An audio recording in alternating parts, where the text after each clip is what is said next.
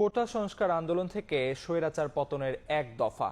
পুরো জুলাই যাত্রা ছিল চরম উৎকণ্ঠা, আতঙ্ক আর দৃপ্ত সাহসের নাম, যেটির ইতি ঘটে ৫ আগস্ট। বাংলার আপামর ছাত্র জনতার কাছে যে দিনটি ৩৬ জুলাই নামে পরিচিত। আন্দোলনের নেতৃত্বে থাকা সমন্বয়করা বলছেন, জুলাইয়ের মাঝামাঝিতে রংপুরে আবু সাইদকে হত্যার মধ্য দিয়ে কোটি বিরোধীর মতো অরাজনৈতিক একটি আন্দোলন রূপ নেয় রাজনৈতিক আন্দোলনে। হাসান ওয়ালির প্রতিবেদন।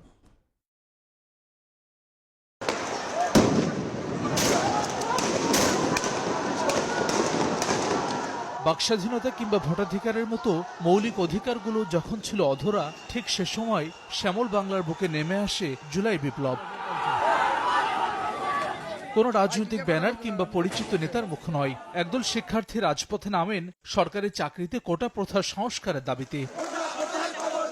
২০১৮ সালে সরকার কর্তৃক জারিকৃত সার্কুলারকে ২৪ সালের ৫ জুন অবৈধ ঘোষণা করেন সুপ্রিম কোর্টের হাইকোর্ট বিভাগ।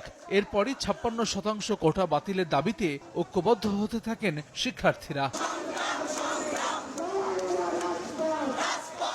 ২৪ দিনের বিরতির পর ১ জুলাই কোটা বাতিলের নির্বাহী আদেশের দাবিতে শুরু হয় আন্দোলন। মুক্তিযোদ্ধাদের নাতিপুতিরাও পাবে না, তাহলে কি রাজাকারের নাতিপুতিরা পাবে? বলা চলে, অহিংস একটি আন্দোলনকে বিক্ষুব্ধ করে শেখ হাসিনা নিজেই। জুলাইয়ের এক একটি দিন ছিল রাতের চেয়েও অন্ধকার। ওবায়দুল কাদেরের নির্দেশে ঢাবিতে শিক্ষার্থীদের উপর হামলা করে ছাত্রলীগ। ১৬ জুলাই বেগম রোকেয়া বিশ্ববিদ্যালয়ে পুলিশের গুলিতে আবু সাইদ নিহত হওয়ার মধ্য দিয়ে রাজনৈতিক চরিত্র পায় গোটা আন্দোলন।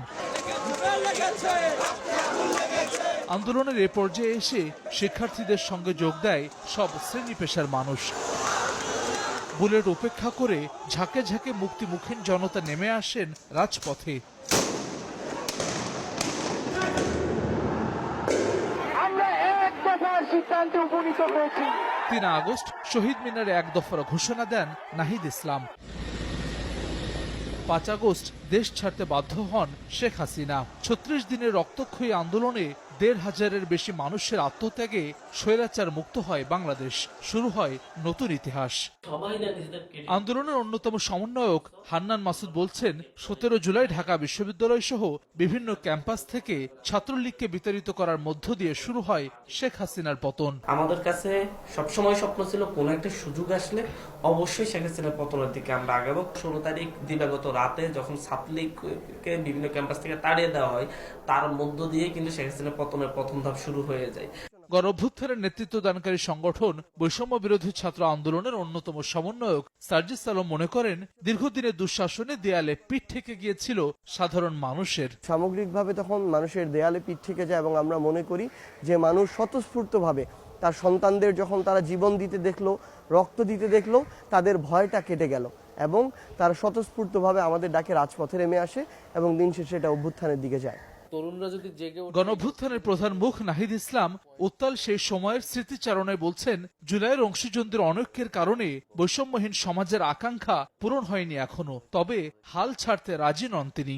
আশা করেছিলাম রাজনৈতিক দলগুলা ঐক্যমত থাকবে, সবাই একসাথে এই কাজটা এগিয়ে নিয়ে যাবে, কিন্তু এজেন্ডাগুলো ভাগ হয়ে যায়, অনৈক্য তৈরি হয়েছে, ফলে প্রত্যাশা পূরণ হয় নাই। এই যে আমরা বলতেছি জুলাইয়ের আকাঙ্ক্ষা পূরণ হয় নাই বা একটা হতাশা আসলে আছে সবার ভিতরে, এটাই প্রমাণ করে যে জুলাইয়ের আকাঙ্ক্ষাটা অনেক বড় ছিল।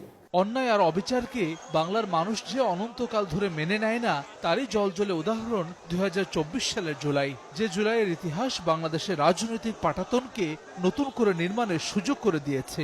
এখন দেখার বিষয়, নতুন বন্দোবস্তের পথে কতটুকু হাঁটতে পারে বাংলাদেশ। হাসান ওয়ালি, সময় সংবাদ, ঢাকা।